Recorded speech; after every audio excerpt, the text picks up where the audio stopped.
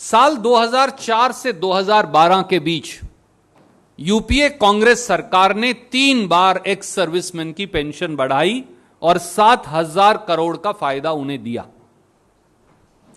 17 फरवरी 2014 को देश की संसद का में बजट पेश करते हुए तत्कालीन वित्त मंत्री श्री पी चिदम्बरम जी ने सरदार मनमोहन सिंह जी की सरकार की ओर से, यूपीए की ओर से यह घोषणा की कि 1 रैंक 1 पेंशन लागू कर दिया जाएगा कोश्यारी कमेटी के अनुरूप।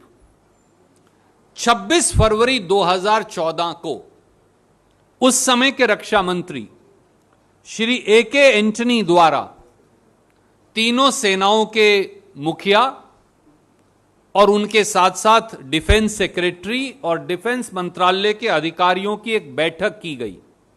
उस बैठक की प्रतिलिपि मैं आपको भेज रहा हूं, वो ये, और इसमें साफ तौर से निर्णय लिया गया कि एक रैंक में काम कर एक जैसी सेवा से, एक समय बराबर की सेवा से रिटायर होने वाले सभी अधिकारियों को एक समान पेंशन दी जाएगी। उनकी रिटायरमेंट की तारीख कोई अलग अलग चाहे क्यों ना हो, और बढ़ी हुई पेंशन का फैसला और निर्णय भी, लाभ भी सभी पूर्व सैनिकों को मिलेगा।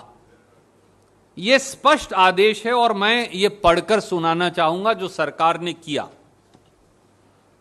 The honourable Raksha, a meeting had been convened by honourable Raksha Mantri, the Honorable Raksha Rajya Mantri, Defense Secretary, Secretary Ex-Servicemen Welfare, the 3 Vice Chiefs and other service officers from service headquarters, FADS, CGDA and the concerned joint secretaries are present.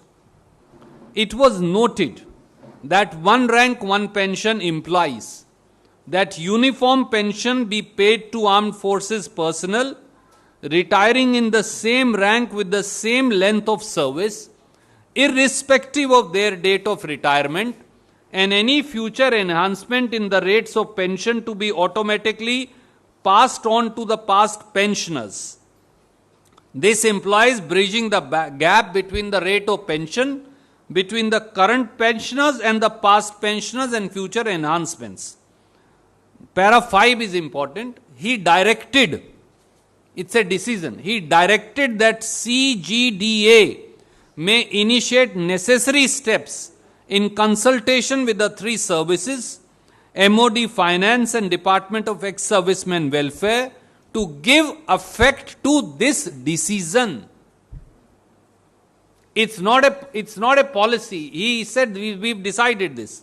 He also emphasized that family pensioners etc. be included.